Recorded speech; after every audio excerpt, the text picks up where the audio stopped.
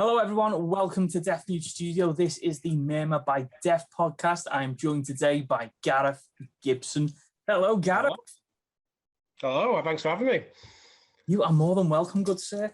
So, Garrath, we are going to be talking about werewolf films. So, nothing too specific, but I'd like to get into a few things with werewolf films because lately I've been watching quite a few of them. And the majority of them have been awful. It's not the best horror subgenre or even monsters genre, but there's a few good ones, but there's a lot of bad ones. There is. It's like I know you can really say this with every film, every film genre, but the bad outweigh the good when it comes to werewolves. I find it's very slim pickings to find a good werewolf film. Yeah, especially recently, like sort of past the main two, which we'll discuss. It just seems to be something that's really hard to do right. It's somewhat of a closed shop as well. Like there hasn't been a really. It's like a generational thing that a new good werewolf film happens, and it just stays like that for 20 years. And then something else comes in and creeps into the top 10 or the top 5. Yeah. And it's a really slow developing genre or subgenre. Yeah, it's quite surprising as well because it's a monster and like a mythos that you can really like. You can just you can change. You can do a lot. You can break the rules with it. So I'm surprised that we don't get a lot more good werewolf movies, to be honest. I just honestly don't know why it is. And I think, like, especially there's been a few low budget ones that have come out over like the past 10 years or so, but I think people have just kept the distance from it really, and just thought I'm not going to tackle that one. Yeah, it seems like a subgenre that's been tarred and feathered. Yeah, and you're like, I don't want to get any hot tar or feathers on me. I'll just stay away and I'll just watch American Werewolf in London again. That's it. I think it's just like it's already been done. We're not going to be able to top it. But some of the examples that we'll talk about, like you could play around with like and break the rules of it. Like some of the monsters you can't really do that. Or you can sort of make little changes here and there. But yeah, I feel like as well, like the only people that would want to make it, and you'd probably only be able to make it on a small budget, and all the makeup effects and doing things practically is just where all the money would go probably. And that's why we end up with a lot of really hack sort of CGI looking.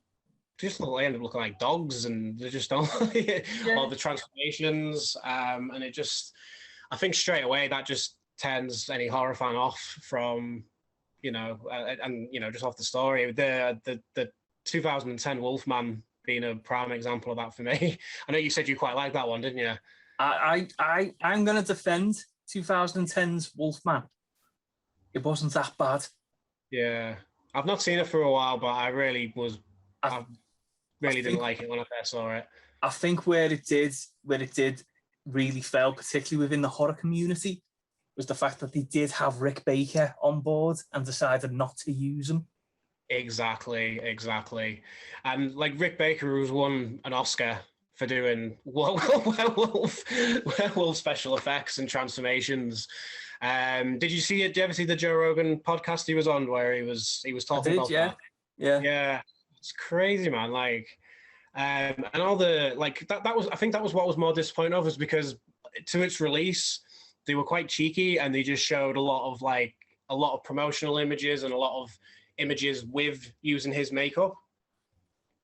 And basically everyone was just like, oh, that looks so good, and it's Rick Baker. And then you just watched it, and it was just a lot of CGI, kind of really fast moving, and I thought it looked really fake, and it just threw me, and it like really just didn't match like the dark tone of the film as well.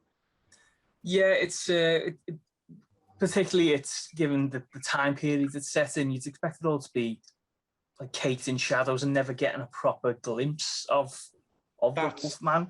That's what I mean. I meant, like, say, like the dark kind of like the cinematography and the look of it, which was really like it was a really nice looking film. But you're watching it for the Wolfman, and I feel like he was barely in it as well, from what I remember. Like he wasn't really Wolfman in it very much. No, he wasn't. He wasn't at all. And yeah, I can see where you're coming from. That is a bit disappointing. But I went into it because I've only recently watched it for the first time, and all I heard was a lot of negativity about it. And I just thought, I've seen a lot worse werewolf films recently. Oh, there's so many more worse films. But I think another thing about it as well, it's not only did they not use Rick Baker, is they had Joe Johnston directed it, but he came in very late. And I think it was Jonathan Glazer. I think Jonathan Glazer or Mark Romanek who was going to direct it. And as soon as you hear whatever one it is, you just think, oh, Jesus, I wish I would have seen that version. Instead, it could have been a really, really good version of it. But I mean, like the period setting, adds to like the Gothic vibe. But I always don't get doing a remake and then setting it in the same time as an original.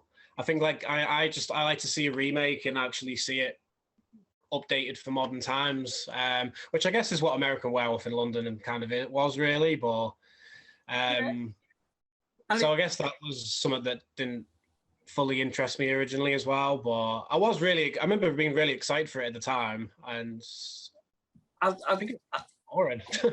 So what I did like about it is, and it didn't at the same time, was it was a remake, and the effects themselves was an homage to the original. Yeah. But in this day and time, I don't think the face of the Wolfman really fits with the cute little dog nose button. Yeah. It looked like he hadn't shaved for 2 years as all. And he just had fangs. He did look kind of quite wolfish as well, Benicio on it. Like he didn't look like there was that much of a difference. I mean, they got so many things, right? Like the razor sharp claws and whatnot. But I like my werewolves to have a wolf head and not a human head with just a bit of, a blowback. A bit of fluff. Bit of fluff, bit of teeth. The nose is up a bit. But just an extended beard, basically. Yeah, and just walking around like that, it doesn't really do anything for me. Whereas with American Werewolf in London, proper beast, an actual wolf. Yeah. It was like a mix between a wolf and a bear. It was fantastic. Yeah. I agree, and the howling, I really like. I mean, even though that was kind of a tall stand-in, it did really have a wolf-shaped face as well, which again which really works. The Wolfman scary. Just didn't work for me. Yeah. So, like, going off that, what are your top 5 werewolf films? Right. Okay. Shall I go from best to worst? Well, no, but shall I go up like top to? Yeah, well, we might as well go top because we all know what it is because it's everyone's favorite werewolf film, isn't it? It's obvious. Obviously, it's American Werewolf in London. I mean that's up in probably my top 5 greatest horror films as well. Probably with that and Reanimator, they're both best examples of horror comedies as well, in the fact that they just get the tones completely right and balance the there's funny bits, and then there can be some really graphic bits as well. But there's some really like horrifying parts of American Werewolf in London. I saw it at a very young age as well. Right from the beginning, when Jack gets attacked and when he's running away and you can hear him, he's screaming like it's killing me. That used to just I really used to get under my skin. But then just the balance, so there's some really horrific moments in it, but then the balance of like him coming back to him as a ghost, as a zombie, looking absolutely horrific. Yeah, then coming out you know, which is I like that little waggy bit of skin that's there. I can't stop looking at that. But then ends up saying a line like, "If you ever talk to a corpse, it's boring," you know. Like it just balances it so well, and it's like that throughout. But yeah, there's some shit scares, like parts of it that really used to scare me, like obviously the going up the escalator and it creeping into frame, which is just so subtle. And I don't think I even really probably saw that bit when I first watched it. Probably took me a couple of times before I actually noticed as he's like crawling into frame. Yeah. Yeah, and it's just it's kind of perfect. There's not a lot of gripes you can have with that film, is there? No, it works as not only does it work as a werewolf film, works as a horror film, works as a comedy. Yeah, and a drama. I love, it's got a bit of a love story to it as well. There's a lot of stuff crammed in it's quite a short film as well. I think it's only about 85 minutes. I don't think it's much longer than that. So Really? Yeah, it's very short. I might be wrong. Yeah, it's not a long film at all. But it's obviously the gold standard, and I don't think it's ever been topped. I'd like to think it would one day, but it's kind of sad that it hasn't, because it came out in 1981. It's so long ago. And not one person has been able to even come close, because like you said, then it's the gold standard. I've never seen somewhere they've gone, oh, that could be as good as American Werewolf in London. It's not bad. Top 5, but not number 1. Yeah. Well, that leads me to my number 2, which was made pretty much around the same time when American Werewolf was getting made, because Rick Baker was originally going to be doing the makeup for The Howling. I think he even started it, but then he did, yeah. But then apparently he'd already promised John Landis quite a while ago that he was going to do American Werewolf in London. So that's how Rob Bottin took over, which I think is just a win-win, because we got 2 great werewolf movies with, 2 great, makeup effects artists. The Howling I really love as well, because it's got a few other little parts of it. Like it's got a really good horror, like serial killer side to it as well. At the beginning, like if you were watching it, if you'd never heard of it, apart from we call The Howling, you were watching it for maybe the good first 50 minutes, you probably wouldn't even know it was even to do with werewolves. So you just think it's this reporter who's got sort of PSD from this interaction with a serial killer. I really like the vibe of it. I really like the flash, the way it's the flashy vibe of it, the way it's shot. It's quite from dusk till dawn in that way, isn't it? Oh, totally. It's just it's not afraid to just be a movie. It's not like there's different color lights coming from everywhere, from colors. It just looks nice and flashy. There's weirdly like a sleazy look to it as well. Like, because I mean, like at the beginning, it starts with Dee Wallace and she's in his like porno store, which apparently was a real sex shop, and she was like really uncomfortable in there. But it's got that kind of look to it anyway, like that really sleazy. I don't know, like the sleazy kind of porn look to it in parts. But then Joe Dante, he just really gets horror, in the way of like he always respects what came before, but doesn't mind bending the rules, and he's very and self-aware in a way that's not kind of put offish or cheesy. Like they do get a little bit of myth and lore kind of set up by Dick Miller, obviously because it's a Joe Dante movie. But even then, it's like the way it's done. It's very tongue in cheek. He sort of like gives some stuff about like what werewolves and silver bullets, and then people are like, "Is that real?" And he's like, "I don't know. It's just in a book. I own a bookstore." Like, what I mean? Like, which I just he's always had that sort of really funny, self-aware humor in his horror. But still, it doesn't overshadow the really horrific parts of it. And it's got an amazing transformation scene. It goes on maybe a bit too long, I think. I think the American Werewolf in London one's a lot more. It cuts to a lot of different things a lot quicker. but yeah, it's still great, and it's you know, and like you said, like you want the wolf to actually have like a wolf face, which you know, which she does. So yeah, so moving on from The Howling, my number 3 is Ginger Snaps. Shout, but if I can just drag that back to The Howling. Yeah, sure. I do really like The Howling. It's in my top 5. But the bit that ruins it was the very end where she's doing the news report and she turns into like a Pomeranian. yeah, she sort of turns into a little poodle, doesn't she? Yeah, like the cutest werewolf you've ever seen. You're like, come on. Yeah, I think it was more like to just separate her from everyone else, and she was kind of sort of sacrificing herself. Monster. Yeah, but she's a good person that happens to be a werewolf now. Yeah, I do really like that scene. The fact that like it just happens on the news and everyone's like, "Oh, that's good special effects," and they just don't actually think it's real. Yeah. I think that's really cool. As I actually got talking of that scene, I actually got this print signed by Dee Wallace. Oh, nice. From that scene, so I had to pick that one. It was a close one between that and E.T. She had like a really cool E.T. print. Ah, fuck E.T. But yeah, I was like, I've got to go with The Howling. So, but yeah, no, I actually really like that ending. But yeah, they maybe could have made her look a bit more. I think it would have actually made more sense to not show her at all and maybe look at everyone's reaction to it, and then just have the dude shoot her on TV.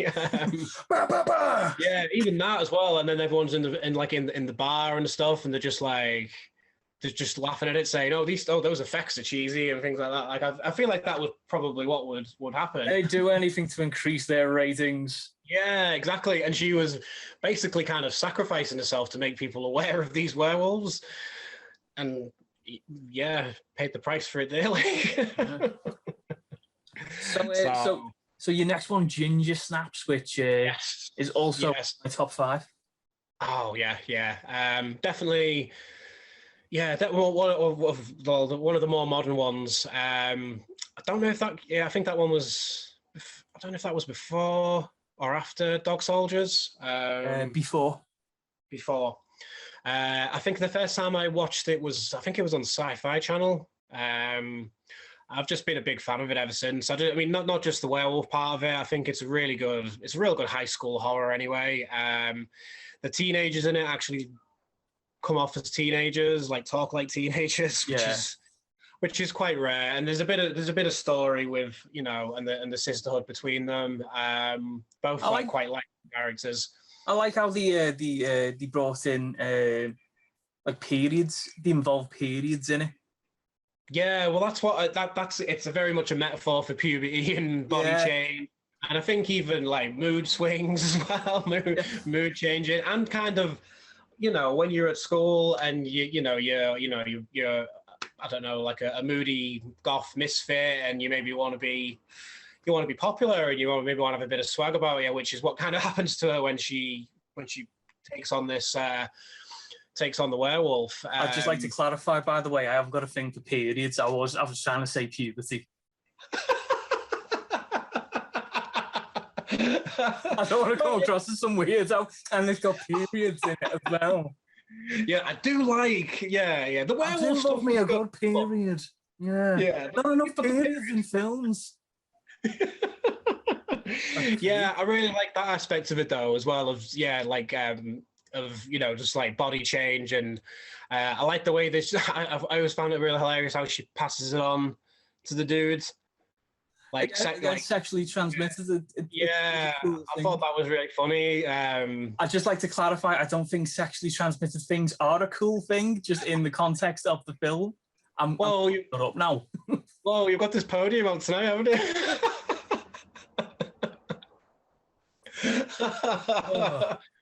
And I think it's a bit. I mean, it was very low budget, so it does look kind of a bit more like a made-for-TV movie. So I think it lends itself to the film, though. Yeah, it doesn't really take away too much of the film. It has got this like kind of very like 90s commercial kind of look to it, which I do kind of quite like. But I mean, to be fair, I watched it on TV for the first time, so yeah, it didn't really bother me. Some of the way I loved the look of her when she with the white hair and stuff like that. I thought that was it's really kind of quite an iconic look now. The werewolf like transformation and the werewolf looks really good as well, even though it was kind of not shown much, and it looked like it was kind of a bit of a puppet that didn't have a lot of mobility, but but it looked quite slimy, and I thought it looked pretty good, and it creeped me out. It did. It's pretty creepy looking, yeah. It's not often you see a werewolf with tits, and that terrified me. Did you ever see the second one? No, I didn't. I thought it's not going to be like it's going to be like a straight to video thing, innit? It was. The both of them were, but the second one isn't too bad. It's very watchable. There's like a few of them, isn't there? I think there was 3 altogether, and then the third one's weird. It's like a period one, an actual period. Hey, I'm in. Not just focusing more on periods. So it's an old. I've not seen that one though, so I don't know if that's like a weird prequel, but like with the character. But it's got the 2 actresses in it, so it's doing like American Horror Story sort of thing. I've not heard good things about that one, but part 2 is not too bad. It's probably worth a watch if you can find it for a couple of quid on Amazon or something. So it's not too bad. Anything else on Ginger Snaps, or shall I move on? I'll move on. Let's find out what's at number 4. Number 4. So number 4 is the original Wolfman, the 41 version. So I've got the old Universal Monsters box set on Blue. You know, the one that's going dead cheap now. Yeah, in the box, and I couldn't get to it because I wanted to watch the original and compare it to the remake, but I've still not seen it. It's good. That box set, by the way. Those amazing. films, amazing on Blu-ray, considering how old they are. Some of them, I mean, like I don't know if some of them have had a bit more restoration on them than others, but like Bride of Frankenstein and the original Dracula as well. The quality on it just looks phenomenal for how old. Phantom of the Opera, for me, I was blown away by it. I was not expecting to like it as much as I did. Yeah. Oh, they're just. I mean, all of them. I mean, they are. So, I mean, if you don't like watching some old movies, I mean, but the stories are just great. And the original Wolfman, the Lon Chaney, the character.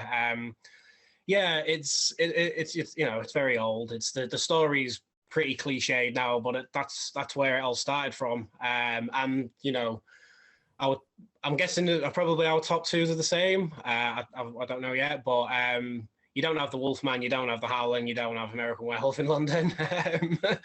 So it's where it all started from.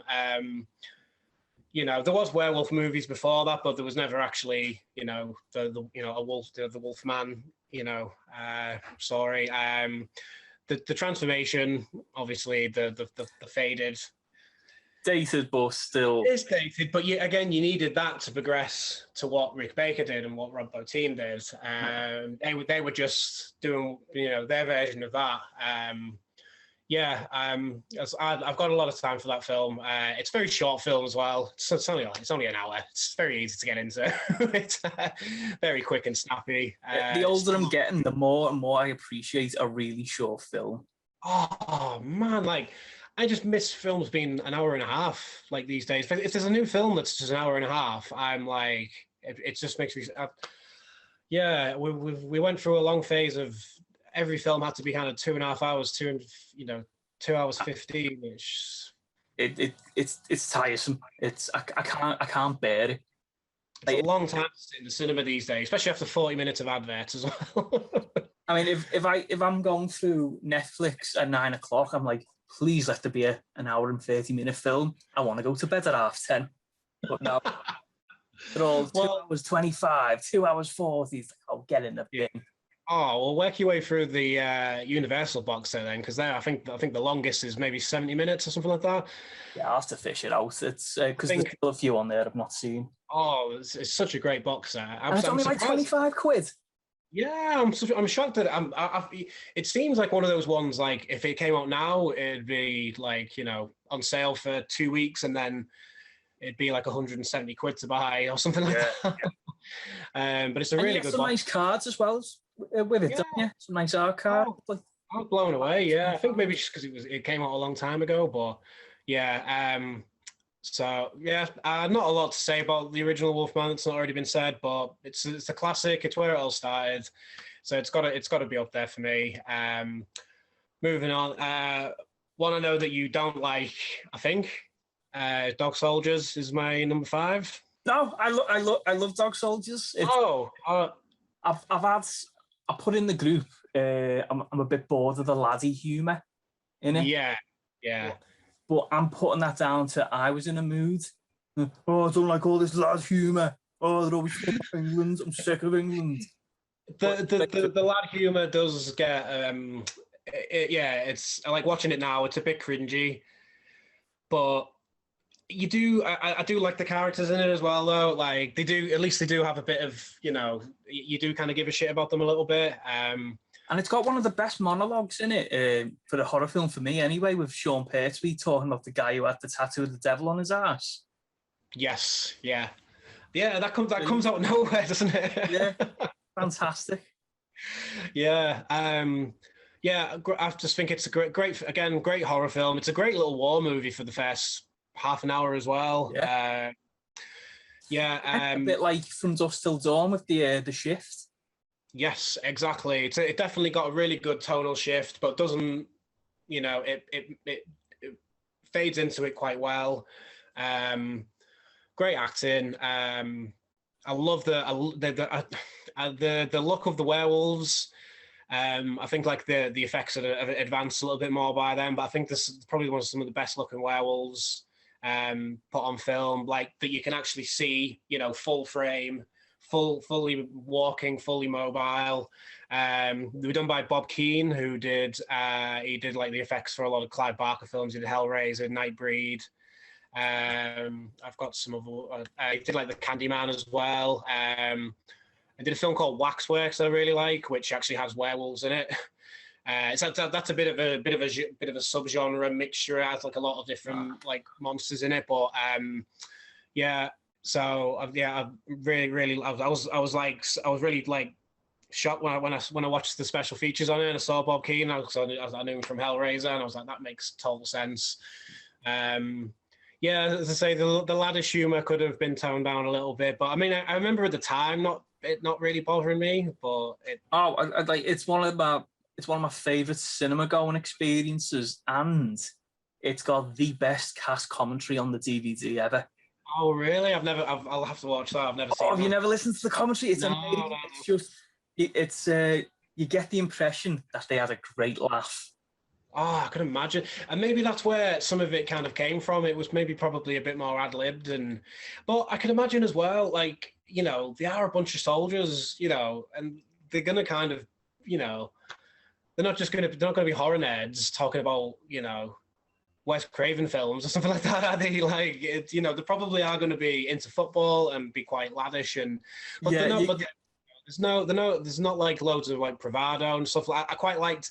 It was a little bit of a different spin on Predator. Really, they were just very normal looking lads. Yeah, they weren't all beefed up, and like Sean Pertwee, he wasn't like not a big beefy guy with like with his muscles showing, but he looks like he could. He could probably kill you as well. He was very commanding. Well, they all looked. Another thing I liked about it is the kind of the realism of it, because they all did look like squaddies. You see squaddies, and they're never beefcakes and perfectly toned. They're just normal guys. Exactly, and that's what I do really like about it. And yeah, I love the gore in it. I'm shocked that it was a 15. Even back then, it was, wasn't it? Yeah. Yeah, it's such a gore. It's so gory. Like I don't know how they got that past the BBFC, because it is relentless, absolutely relentless with the gore. especially Yeah, that's a hard 18. It's a hard 18 in my book, even now. And that's, I've seen all types of, gore in a lot of films. So, but yeah, I've just remembered actually, as like showing you the D. Wallace. So I have actually got a signed print from Sean Pertwee as well from Dog Soldiers, which I really nice. like. And Emily Perkins from Ginger Snaps. So I've got like quite a cool print of both of them. So I'm hoping at one point I'll be able to meet Catherine Isabel and get her to sign the other side. I love Catherine Isabel. She was supposed to be at Sheffield HorrorCon last year, but COVID. I always remember like seeing her in Insomnia, Chris Nolan one with De Niro and Robin Williams going, that's Ginger Snaps. Yeah. The period film. That's the one. That's how I remember it. Have you seen American Mary with her in? No. Yeah, I recommend checking that out. She's great in that. It's maybe like 2012. So I was probably going to get her to sign this DVD I've got of that as well, because I had the directors of that signed. So yeah, I was just sorry, I've diverted there a little bit. I just popped in my head. I was like, no, we were talking about Catherine Isabel. We're bound to go off track. Well, but yeah, off Dog Soldiers, but yeah, there's I wish I'd have made a little bit more notes about that film now. But I am a massive. For some reason thought you didn't like that film. I don't know why. I think it's because I've had a bit of a whinge lately. Because I watched Neil Marshall's last film, so I've just gone through his back catalogue and going, in fact, I hate this as well. Another thing I don't like. It's all coming out. But no, Dog Soldiers is a fantastic film, and it is in my top 5. Our top 5s are actually very similar. I thought they would be. It's like I say it, because I think with Werewolves, like everyone's top 5 is going to be quite similar, but the only change mine is instead of the original Wolfman, because I've not seen it, I've put in Bad Moon.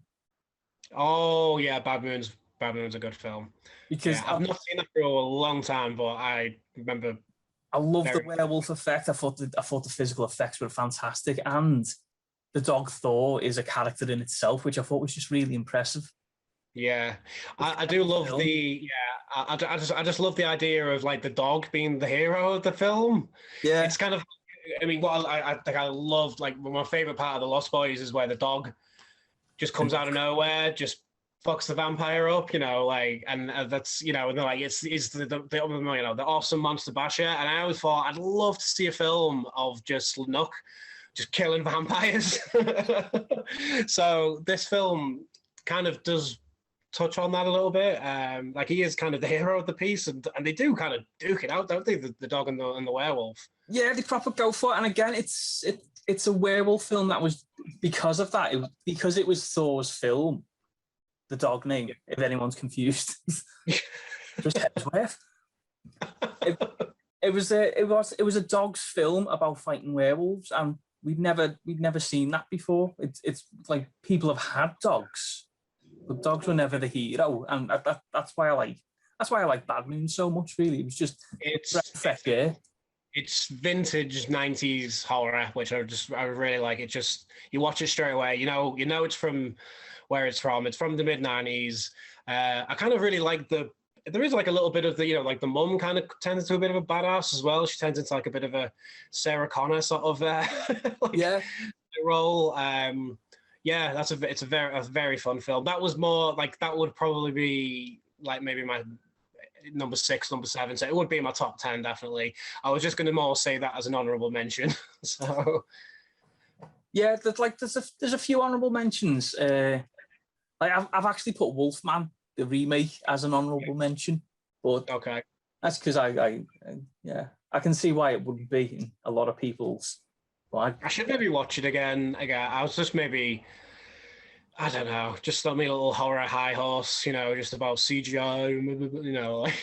I was like that with Neil Marshall, wasn't I? No, Dog Soldiers.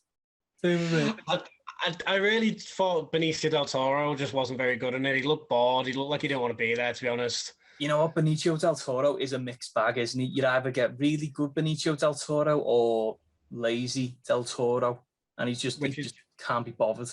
Which is more what you get these days. He just looks really like, even his face looks worn, like he just can't be asked. It just comes across. It comes across a lot in that film though, and there's some really, there's a lot of good actors in that film as well. I thought Emily Blunt was good in it. Anthony Hopkins was good in it, but Anthony Hopkins was looked like he didn't care to an extent that he just like, oh, I'm gonna ham this up. Yeah. I think, you're in a fucking Wolfman film. Yeah, ham it up. Yeah, I'm not taking this seriously. I'm Anthony Hopkins. Yeah, exactly. So that's probably why I appreciate that a bit more. So I think I was just looking for a bit more life in that film. It was just very dull to me. So, but yeah. So your list's pretty much order-wise as well, same or? Well, I've gone for American Werewolf in London. Hang on, this isn't in order whatsoever. I've just written it down randomly because I've got Ginger Snaps at 2, Bad Moon at 3, Howling at 4, and Dog Soldiers at 5. But Dog Soldiers is much higher. Yeah, Bad Moon would be 5, but that's by the by. That would probably change round with like within a week and go, actually no, I hate Dog Soldiers again. I don't like Lee Marshall anymore.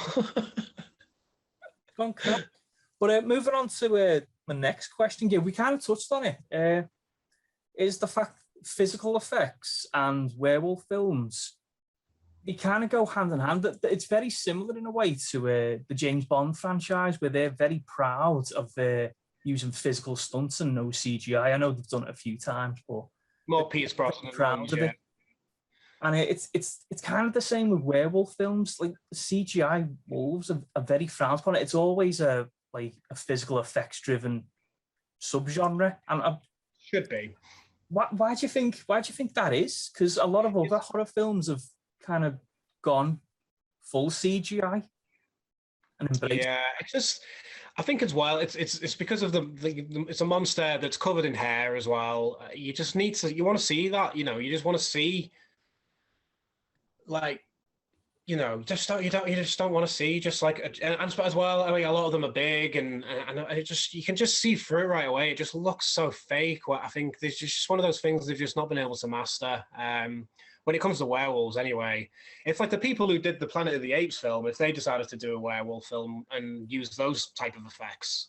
Oh, what a trilogy. Yeah. Yeah, which again, it's it was monkeys that were covered in hair as well, and I didn't have a lot of problems with how that looks. That looked amazing, seamless to me. But yeah, I think and a lot of films that are trying to do that these days, but excluding the Wolfman, are usually quite low budget as well. So it's usually a time thing sometimes with these films. I just think that it's. With werewolves, it just should be physical. I think it should be with all monsters, really, to be honest, and minimal CGI. It shouldn't be a crutch. I know I'm sounding like a bit of a, No, it's true. I mean, because but like, because I watched a very terrible werewolf film not long ago called Wolves. It came out in 2014. It's got Jason Momoa in and the blonde lad from X-Men First Class. I can't even remember his name. He looks like Alfinger Haaland. You sent me the link to it, didn't you? Like the link of the IMDb. Yeah. I looked at the synopsis and that it looked pretty dreadful. And there was a lot of CGI in that. To its credit, it's done a lot of physical effects when they were just standing around. Yeah. But again, they look like the Wolfman with all like the human face, little dog nose. Did they just extend Jason Momoa's beard just a little bit higher? Is that what it was? Jason Momoa looked ridiculous, man. You could tell he was wearing, like, he walked around in a vest because it's Jason Momoa. You got a body like that, you just wear a vest, don't you? Yeah. his werewolf thing, you could see where it was kind of velcroed in the middle, trying to pass his pecs and abs, and you're like, no, this is truly awful. It was kind of like you were trying to make werewolf reimagine the werewolf film in a Twilight, in a more adult version of Twilight kind of way. So Right. sex in it, you're like, oh yeah, teenagers have sex in this film, but gritty. And there's a really funny bit. It's hilarious. The main lad in it, Alfinger Harland from X-Men, he's having trouble changing into a werewolf, and he can only change when he's sexually aroused. Oh my God. So he has this fight with Jason Momoa, come back, he's all injured in bed, and they're going, you need to change, Barbie, or whatever the hell his name is. You need to change to heel. You need to fight Jason Momoa again. Like, I can't change. It hurts too much. And his girlfriend at the time asks his auntie and uncle to leave the room so she can wank him off so he can change into a wolf. Wow. And he does. I was like, yeah, I don't think that ever happened in Twilight.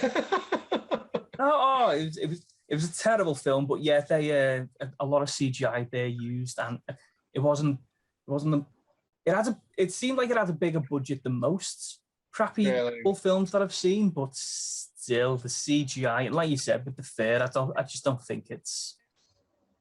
Yeah, and like transformations as well. Like you want like that, you know, like the Howling and like American Werewolf, like the bones moving, and you want to be able to see it. You don't want it just happening really quickly, and and I feel like even with a good story and good characters, if it's solely like a werewolf movie and it's just got really bad CGI, that's what you're waiting for. I think with CGI, one, no one's done it right, and two, no one's sold it well enough. I mean, like you said with American Werewolf and Howling, you could hear the crunch, the crack, and it was painful to watch. And that when you're watching, you're like, oh God, this is horror within itself. This is like body horror. And with the new ones where they just go, oh, grr. And you're like, they just turn into and they're just like that, and that's it. There's no, it wouldn't be like that. You know what I mean? Your form is completely changing. So yeah, I feel like that's. I'm not to say someone one day will come in and try and do something different with it. As I say, it's not something that you have to. It's not a monster with like the myth that you have to really stick to it. You can break the rules and do your own thing with it, like the Howling did, like the American Werewolf did. I know you keep comparing to those films, but that's obviously that's the gold standard. But even both of those films, they reference the Wolfman, the original Wolfman, so they're aware of the past. But yeah, it's a tough one. It's a really tough one. Like. So do you think? I'd probably say, Dog Soldiers is probably the last good werewolf movie I've seen, maybe. Yeah. So do you think with werewolf films that, because like you said, like they've not really kicked on much whatsoever. They've not really. Well, yeah, they've not kicked on much. Do you think as like a subgenre, it's just creatively bankrupt and it just needs a bit of fresh blood? Like like an auteur, and just someone that really respects, like you say, the originals, and wants to update it and give it some, like you say, some fresh blood, and not just make it like either a side character or usually there's a lot of a list I've got of there's some good films with werewolves in them, but if they're not solely werewolf movies.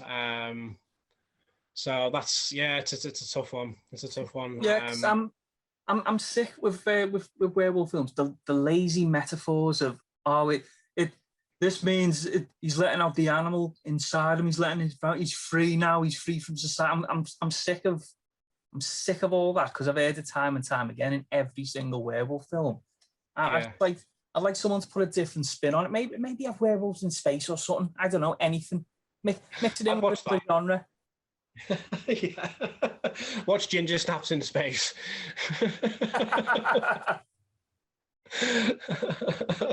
They went to the past, so we'll go to the future this time. I mean, say we've touched on before, like Ginger Snaps, being a metaphor for puberty and body change, and there's loads of things you could tie it to that that would. that would make it interesting and a fresh take on it. But yeah, I couldn't really give an answer to what. If I was clever enough, I would have already written one myself. So Yeah. so yeah. But I'll say I've also got a list of sort of like good, like bad movies, but really fun. Oh, the guilty pleasures, yeah. The guilty pleasure list, yeah. I've done a top 5 for that. So go on. Let's. What's number one guilty pleasure? Yeah, so one that I revisited last week, which is a very, very fun film, Silver Bullet. Yes, that's the one with Corey Haim in it, in the wheelchair. Corey Haim. And I've never seen it, but I keep meaning to. The always brilliant Gary Busey, it was very early Gary Busey. I always thought he kind of went a bit crazy later on in his career with his roles, but still nope. It all started with Silver Bullet. It's vintage. It's vintage Busey. Plays a drunk in it. Pretty sure he was really drunk. Yeah, I always have this, like, I watch it thinking like he probably, he's so method. He probably went and got bit by a werewolf and then went and slaughtered loads of people in a town and then tried to kill himself with a silver bullet, but then found out that he wasn't actually going to be a werewolf in it. So that's our Gary. I was like, he's like, oh right, okay, I'll just play this drunk guy then. He's got some funny lines in it, and he also says the like a virgin in prom night line that he says in Point Break. So I was like, has Gary Busey got a catchphrase? And I was like, why is he saying that to his little nephew as well? So yeah, very fun film. It's quite brutal, like it's very gory. Basically just this werewolf that just kind of these killings start happening in this town. Really brutal as well. Like there's like one where he actually just like crawls up this house and crawls into a young girl's bedroom and just thank God. I thought you were going to say something different then. But but I mean, like, sort of like the first maybe 15 minutes, like 5 killings have already happened. And the town are like trying to find out who it is. And it's kind of like a bit of a mystery as well. Like you don't know who it is. Oh. And Corey Haim kind of like in sort of a bit of a Goonies kind of monster squad sort of kind of role, kind of gets involved as well. And Gary Busey builds this, he's in a wheelchair. And Gary Busey builds him this like rocket thing. It's just very 80s. It's very fun. Not to be taken seriously at all, but I'd recommend watching that. Another one, this is more of like a nostalgia thing. I've watched when I was a kid, but I've always watched Teen Wolf and always thought that one was fun. Not really horror. It's just, not really like a horror werewolf sort of film, but pretty much a fun take on it. I don't know. If I probably watched it now, I probably wouldn't be a big fan of it. But let's have a look. I've also have a Wolf Cop. Have you ever seen Wolf Cop? I've heard of Wolf Cop. Wolf Cop's pretty fun. It's exactly what the title kind of says everything you need to know, doesn't it? Exactly. It's just It's very it's very made to look like an 80s cheesy B movie. It's got a great poster to it. It says exactly what it is. Someone asks him who he is, and he says, "I'm the Fuzz." Just shit like that. Like it's cheesy, stuff, but it's quite fun. It wouldn't be on anyone's top 10 list, but I recommend it. One I was telling you about the other night, The Beast Within. Very silly. Got such a weird dark tone to it, but then has this really gross transformation scene that goes on forever, and there's just like there's like one bit where his head balloons out, and then there's these big cysts coming out of his back, and it goes on for about 10 minutes, and I was like, stop showing me this. Awful. But it's like a weird like rape revenge film, but with a werewolf. it's very very odd film. But Arrow did a release of it a while ago. Classic Arrow. I mean, it's a classic Arrow film. Yeah, like it's got like an amazing artwork for it that's way better than the film. Yeah. But yeah, I do kind of, there's some quite comical bits in it. And then another one, it's actually really bad, this one, but I do kind of enjoy watching it. One called Skinwalkers. I've been meaning to watch that. It's it looks awful, but it looks It's like your typical.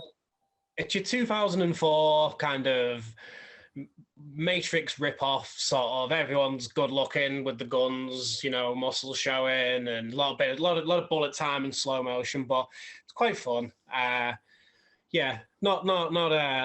it's not offensively bad. But the werewolves are pretty good, and there's some CGI. That was the top five of bad, good werewolf movies. And if you've got any, you see, I've got. It's strange when you're looking for werewolf films because you come across quite a few and then you think, hang on, did they really have a werewolf in them? Like, I'm not sure if you remember. I think it's a French film or a French Canadian film, but Brotherhood of the Wolf from 2001. Yes, I don't think I've seen that one though. It had Monica Bellucci in. Yeah, I think that was the only reason I watched it. Yeah, probably was 2001, definitely. I remember really liking it, but I can't remember if it was like a Hound of the Baskervilles situation with the wolf. So I don't even know if I can class that as a werewolf film. The other one, again, same thing. The Company of Wolves from 1984, the Neil Jordan film. Good film. Again, I'm not sure if it's about wolves, actual wolves as in fairy tale wolves or werewolves, because I've not seen it in yonks. It's kind of like a bit of a werewolf, very werewolf take on Little Red Riding Hood. And some good physical effects from what I can remember. It's been decades. Yeah, I really liked the wolf coming out with the mouth, which I think's on the poster. I had the DVD steelbook of that a while back. Oh, nice. That was the cover. The other one is a recent one, which I kind of don't want to spoil it for anyone, but it's called The Wolf of Snow Hollow. Oh, okay. And it's about a werewolf attacking a small village, and a cop who's a former alcoholic is trying to prove that it's not a werewolf and it's a man, but everyone's saying it's a werewolf. But because it's quite new, I don't want to ruin it for anyone who happens to listen to this and wants to check it out. I thought it was really good, but again, I'm not sure if I could class that as. Yeah, no, definitely. I'll check that one for sure. I'm always like, anything that's remotely good regarding werewolves, I will cling on to. And another one, it's more of one of the worst films I've ever seen, but I quite like the creature effects of the werewolves, the design of them, and how they look. Is Howl? Right. Yeah. Howl's not a good movie. Yeah. Oh, you've seen it? Yeah. Oh yeah, it's awful, isn't it? Sean Pertwee. Yeah. It's not good. Terrible film. Nasty. Again, there's another one where I was just like, maybe it'll be good. I was just trying to clutch, like maybe this will be the one. No. Good premise. Good premise. I liked the werewolves in it, but not enough to shocking. Yeah. No practical effects. Yeah, no practical effects. It's still got to be a good story as well. To save that movie. And I was going to go through like bad werewolf movies, like ones that I think like are really, really terrible. Have you got any of those? You feel like apart from? Well, I can always talk about wolves some more because I think it may be that's slowly creeping into my bads, but I kind of like it. Wolves. The one with the Borussia Dortmund player. Inga Haaland. Jason Momoa. Yeah, that one sounds like it's that one's for the list, definitely. One I'd say for mine is any of the Howling sequels. I forgot there were sequels. Yeah. Mate, there's about 9 of them, I think, but I've seen 2 and 3. Oof, yeah. The Howling 2 I actually own because it's I have the Arrow Blu-ray. Again, had some really Classic nice. Arrow. Had some lovely Graham Humphreys artwork. Had Christopher Lee in it, so I thought, I'll give that a check out. Like, check that out. Yeah, that one. It's very, very different. Apparently, Christopher Lee apologized to Joe Dante on the set of Gremlins for being in such a shit movie. There's like a scene where he's wearing those like 80s shades in it. You know, those kind of like horizontal shaped ones. And oh yes. There's so much shit. And then the third one is it's an Australian horror film, and there's actually a werewolf kangaroo in it.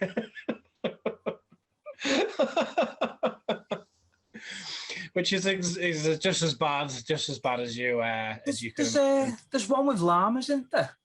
I think so. Is it called Llamageddon? I don't know.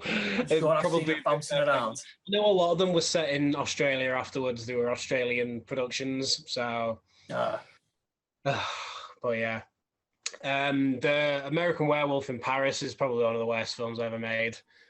I think that was one of the first werewolf films I'd ever seen, and I was only a kid at the time, but I remember thinking, "What's wrong with this? It's brilliant." And then you watch like good films, don't you? And then you go, "All right, I'm going to pretend I never watched Paris." I watched it when I was a kid, and I was like, "What?" It was absolute dog shit. I mean, just from the humor, they tried to do everything that John Landis did and just fail at it so miserably. The humor's awful.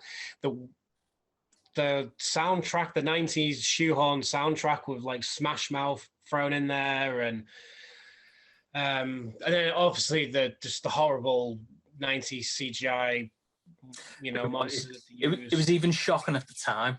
It was shocking at the time. It was just such a bad movie. It's one of the worst films I've ever seen. Never mind werewolf films. Cursed, that's a pretty bad one. Is that the Wes Craven one? Yeah, but again, another film that was meant to have like loads of practical effects, and it was meant to be really gory. It was like an R-rated, and then they just completely changed it. It was kind of something that was a little bit beyond the director. So there could have been a good movie in there, maybe. Yeah, that was Kevin Williamson as well, wasn't it? It was, yeah. It was like meant to be the werewolf version of Scream with like. Yeah, it totally could have been as well. So I reckon there was intended maybe a good film in there, but again, just a horrible CGI monster, just looks so laughably fake. And then I'd probably put in my bad werewolf movies is probably The Wolfman 2010. But we've already discussed that, so yeah. Those are my like offensively bad ones. Could maybe put Teen Wolf 2 in there as well. I don't know if you've ever seen Teen Wolf 2. No, I've not had the pleasure. Yeah, Jason Bateman goes to college. He's a boxer in it and turns into this. I didn't know Doogie Howser was a werewolf. They just super glue some. Horrible hair on him. It just looks awful. It was like a made-for-TV thing. Just really bad. Again, as a kid, I watched it as a kid, and I was just like wowed about how I'm glad to know that I recognized some bad films when I was younger. So see, I think with bad films, like we said at the beginning, like there seems to be more bad werewolf films than good, and it seems to take a proper auteur who knows what they want and can get what they want to make that happen. But it just seems that there's not enough interest in strong filmmakers to make.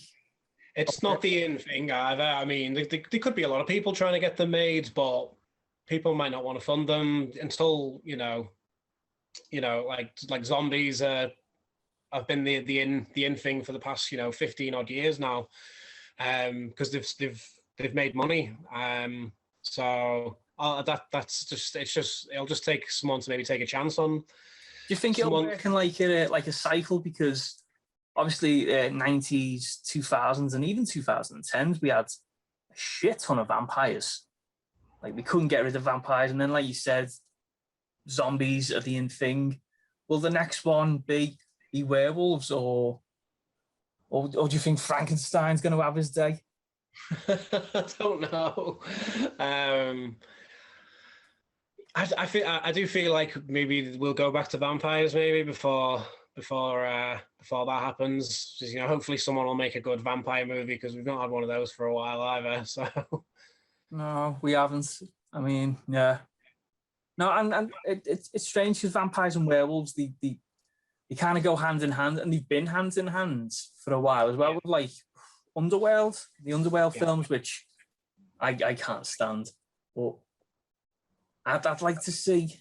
I think it's because werewolves just aren't as sexy, and like you said, it takes a lot out of the budget to. Yeah, exactly, and it's a lot of hard work, and it's maybe the hard work that just people aren't willing to pay for these days.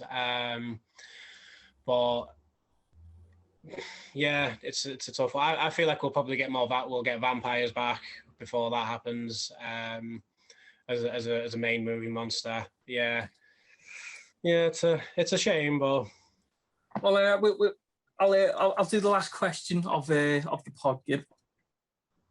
What director would you like to see make a werewolf film? That's an interesting one. Someone that you feel like could do a really fresh take on it. Yes, someone who you think can, like we said, I've give werewolf films their cycle. Yeah. Really start off at a revolution that we'll all like at first, but then really get bored of after 10 years. Yeah, we're had enough of those. Bring back vampires, for God's sake. Yeah, I don't know. Maybe someone who just like who would have a bit of just like a bit ballsy, like someone like an Adam Wingard, or like a Gareth Evans or someone like that. Like just that was just and maybe and not afraid to do something do like are influenced by a lot of 80s and 70s movies and stuff. So I don't know, as I say, you wouldn't really want to just pick a horror director, because that's maybe where we're going wrong, with people just trying to replicate the main two. So how about you? What would you? Well, I'm thinking someone who can bring the old into the new, and with proven special effects. Yeah, they're gonna need it. And they're going to need to bring them physical and CGI together. So I'm thinking Neil Blomkamp. Oh, yeah. That's a good shout. Because he's been hit and miss with some films, but his special effects from his, I forget what they're called now, but they've always been fantastic. Yeah. And they've always looked real, looked rendered. Like District 9, yeah. District 9, yeah. I mean that even to this day the effects look great. Yeah. And it's grounded in reality, and I really like that. None of the effects look ropey. Like, I know I'm picking on it, but Wolfman, you look back now, they weren't even good effects back in 2010. Oh no, they looked awful. Just looked awful. I saw it on the big screen as well. I just saw right through it straight away back in 2010 as well. Yeah, it probably will be someone like him though that would come out of the woodwork and make a really good film. And as I say, it just takes one film or one TV series to really take off, and you'll get loads of people doing them. So all it takes is just once they know it's a marketable thing.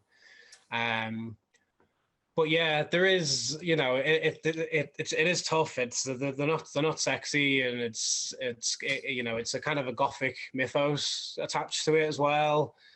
So I'd like to see a Blumhouse produce one. I think that'd be good. They've got a good track record. Yeah, maybe. I feel like that would just be a really heavy, a CGI heavy kind of. I don't know. It totally depends who they get to direct it, because they do let the director have reins on the films, which, you know, is sometimes, is to their to their good, and sometimes detriment to some of the films as well. Yeah. So, but there is still, as I say, I think there's been a few decent films with werewolves in them. I'm trying to think of any that's like modern ones. Obviously, What We Do in the Shadows was probably a good example of, there's some werewolves in there. Oh yeah, we're not swearwolves. Not swearwolves. Oh, yeah, sorry, the other way around. Yeah, I'm trying to think of any other good movies that just have werewolves in them, but aren't technically werewolf movies. Monster Squad, that's probably a prime example. Wolfman's got nards. Yeah, and there's a great looking Wolfman in that as well. He really is, yeah. Cool looking Wolfman. Great design. Yeah, really good.